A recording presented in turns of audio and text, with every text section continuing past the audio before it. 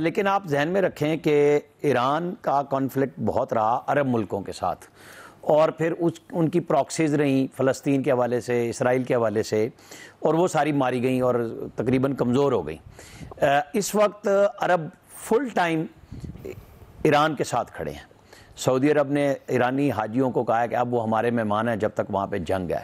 یہ پہلی دفعہ ایک چینج آیا ہے۔ سمجھنے کی بات یہ ہے کہ کیا ایران نے اپنا موڈ بدلا ہے؟ ساری مسلم امہ ان کے ساتھ آ کے کھڑی ہو گئی ہے۔ پاکستان بالکل کھلم کھلا ساتھ کھڑا ہے۔ UN سیکورٹی کونسل میں انہوں نے شکریہ بھی کیا ہمارا، کیونکہ یہ ہمارا حق ہے کہ جو مسلمان ممالک ہیں، پھر ہم پڑوس ہیں، تو ہم نے تو اپنا کردار ادا کر دیا، اور ایران نے بھی وہ کردار ادا کیا جو اس کا حق بنتا تھا، کہ جیسے میں پہلے بھی کہہ رہا تھا کہ صدام حسین کی طرح بڑکوں پہ نہیں رہے، جواب اوریجنل دیا ہے۔ اور جب اوریجنل جواب ہوتا ہے تو جیسے ہمارے یہاں ہوا تھا کہ جو علاقے کا SHO بنایا تھا انڈیا کو، جب مار پڑی ہے تو صلح کے لیے وہ سارے آگے جو کہہ رہے تھے کہ یہ آپس میں لڑتے رہیں گے، کوئی مسئلہ نہیں ہے ان کا، تو اس کو بچانا پڑا۔ اب اسرائیل کے لیے بھی یہی ہے کہ جو ایک انہوں نے گنڈا پالا ہوا تھا کہ بھئی سارے عربوں کے اوپر جو ہے وہ خوف پھیلائے رکھو اور ان کو قابو رکھو، اس کی اب خوف میں حالت آ گئی ہے۔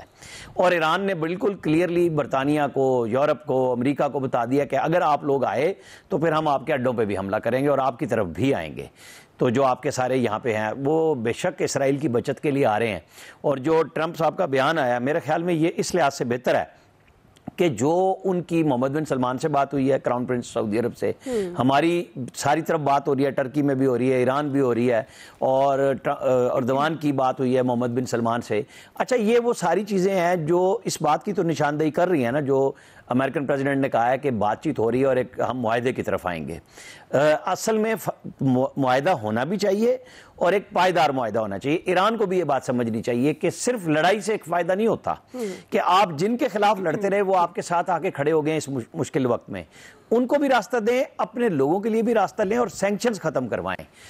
طاقت کا جواب طاقت ہی ہوتا ہے، اور وہ ایران نے دیا ہے۔ اس کے اندر کیا راستہ نکلتا ہے وہ سعودی عرب دونوں ایران کے لیے اور ترکی مل کے ایک اچھی ڈیل لے سکتے ہیں۔ ان کو وہ دنیا سے باتیں منوانی چاہیے، جس کا دعویٰ فلسطین کے حوالے سے بھی ہے ان کا، اور خود ایران کے اوپر جو پابندیاں ہیں اس کو بھی، ان ملکوں کے تعاون کو بالکل نظر انداز نہیں کرنا چاہیے، اس بنیاد پہ کہ ہم نے اسرائیل کو بہت نقصان پہنچا لیا ہے۔ بھائی فزیکلی تو آپ ایک دوسرے کے ساتھ نہیں ہیں نا کہ آپ کے کوئی بارڈر شیئر کرتے ہوں، لیکن جو نقصان ہے اور فردر وہ ایسکیلیٹ کرتی ہے سچویشن۔ پہلے عام جو ایرانی ہے وہ بہت مشکل میں ہے، ایسا نہیں ہے 40 سال کی اتنی لمبی پابندیوں کے ساتھ کوئی وہ آسان کام کر رہے ہیں، بڑی مشکل سے وہ بھی سروائیو کر رہے ہیں چیزوں پہ۔ ایک بڑی قوم ہے، سب کچھ ہے، اور انہوں نے جواب بھی بہت اچھا دیا۔ پہلے دن تو ہم سب پریشان ہو گئے تھے کہ ساری باتیں ہی رہ گئی کہ کیوں نہیں ہوا۔ تو اب پریزیڈنٹ ٹرمپ جو بات کہہ رہے ہیں اور جو لوگ اس کے اندر آ رہے ہیں معاہدہ کرانے کے لیے، ان سب کی کوششوں کا نتیجہ یہ ہونا چاہیے کہ کچھ پائیدار بنیادوں پہ،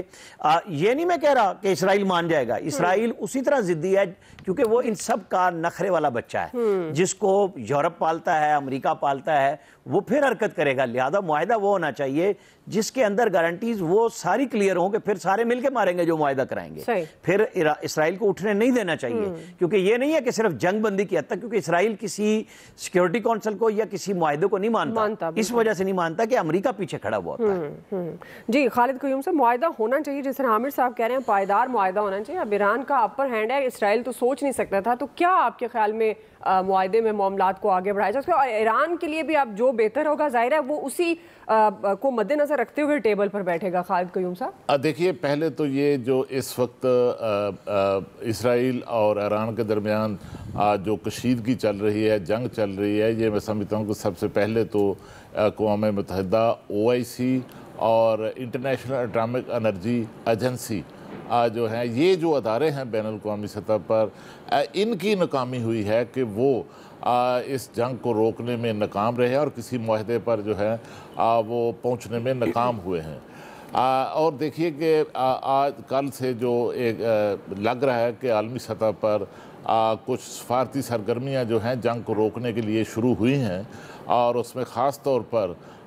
جو امریکی صدر ڈونلڈ ٹرمپ ہیں، ان کی جو رشین صدر کے ساتھ جو 50 منٹ طویل جو ہے وہ ٹیلی فون پر گفتگو ہوئی ہے، اس کی بنیاد پر ہی شاید ان کا جو ٹویٹ آیا ہے، جس میں انہوں نے حوالہ دیا ہے کہ جس طرح پاکستان اور انڈیا کے درمیان امن معاہدہ کر سکتے ہیں، جنگ بندی کروا سکتے ہیں، اس طرح ایران اور اسرائیل کے درمیان بھی کر سکتے ہیں۔ لیکن ایران کی طرف سے تو یہ بھی واضح کیا جا رہا ہے کہ یہ جنگ جو ہے، یہ حملہ جو کیا گیا ہے اسرائیل کی طرف سے، یہ امریکہ کی مرضی کے بغیر، سپورٹ کے بغیر ممکن نہیں تھا۔ اس طرح امریکہ کا جو موقف ہے اس حوالے سے، اس میں جو ہے وہ تضادات جو ہیں وہ نظر آتے ہیں۔ لیکن اس میں دیکھیے کہ اب جو او آئی سی کی سطح پر بھی جس طرح جو با اثر ممالک ہیں او آئی سی کے اندر، پاکستان، ٹرکی، سعودی عرب، ان کی طرف سے بھی ایک اس حوالے سے جو ہے وہ ایک سفارتی جو اقدام ہے، بات چیت ہے، وہ شروع ہوئی ہے۔ لیکن دیکھیے کہ اس کا جو جس طرح حملہ کیا ہے، جارحیت کی ہے اسرائیل نے، تو اس سے تو پھر اب ایسے ہی ہوگا۔ اور جس طرح بڑی طاقتوں نے اسرائیل کو آشیرواد دی ہے، اس طرح تو کوئی بھی طاقتور ملک جو ہے وہ کسی پر بھی کسی وقت حملہ کر سکتا ہے۔ تو یہ رجحان جو ہے یہ بڑا خطرناک ہے۔ اور پھر اس کے دیکھیے کہ اس جنگ کو اگر نہ روکا گیا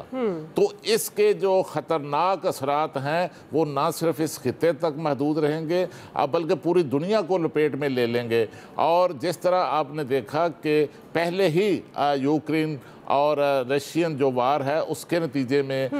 جو ہے ایک خوراک کا ایک بحران جو ہے وہ پیدا ہوا، توانائی کا ایک بحران پیدا ہوا۔ تو یہ جو مشرق وسطیٰ میں یہ جو جنگ شروع ہوئی ہے، اس کے میں سمجھتا ہوں کہ اس سے بھی زیادہ جو ہیں وہ اثرات ہو سکتے ہیں۔ اور خاص طور پر جو بہت بڑی ایک اناؤنسمنٹ کی گئی ہے، خبردار کیا گیا ہے ایران کی طرف سے کہ اگر جارحیت کو، اسرائیل کی جارحیت کو نہ روکا گیا تو پھر وہ جو ہے وہ آبنائے ہرمز جو ہے اس کو بند کر سکتے ہیں۔ یہ 39 کلومیٹر کی ایک پٹی ہے، لیکن اس پٹی سے روزانہ کی بنیاد پر 20 ملین بیرل جو آئل ہے وہ یہاں سے ٹرانسپورٹ ہوتا ہے، اس کی ترسیل ہوتی ہے، اور اس سے جو ہے اس کو آپ توانائی کا، عالمی توانائی کا کی جو شارگ ہے آپ وہ کہہ سکتے ہیں۔ اگر یہ بند ہو گئی اور یہ ایران ایسا اقدام اٹھا سکتا ہے تو اس سے پھر عالمی جو معیشت ہے اس کے لیے بھی خطرات، یقیناً اس خطے کے لیے، خطے کی سلامتی کے لیے خطرات تو بڑھیں گے، لیکن اس سے عالمی سطح پر جو ہے وہ معاشی جو معیشت ہے، معاشیات ہے، اس کے لیے جو